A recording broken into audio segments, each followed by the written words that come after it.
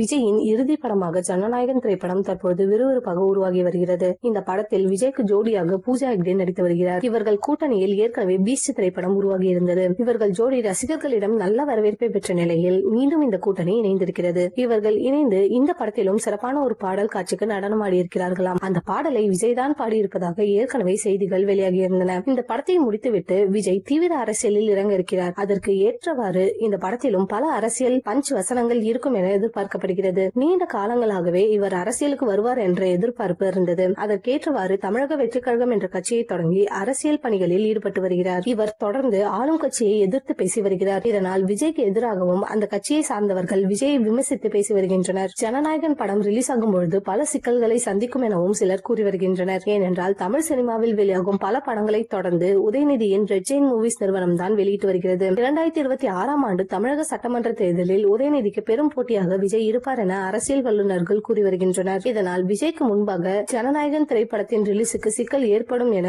ஒரு சிலர் கூறி வருகின்றனர். பொதுவாக விஜய் படங்கள் ரிலீஸ் ஆகும் பொழுது பல தடைகளை மீறி மிகப்பெரிய வெற்றி அடையும். விஜயின் கடைசி படமான ஜனநாயகன் திரைப்படம் அதனைப் போலவே பல சரித்திரங்களை படைக்கும் என எதிர்பார்க்கலாம்.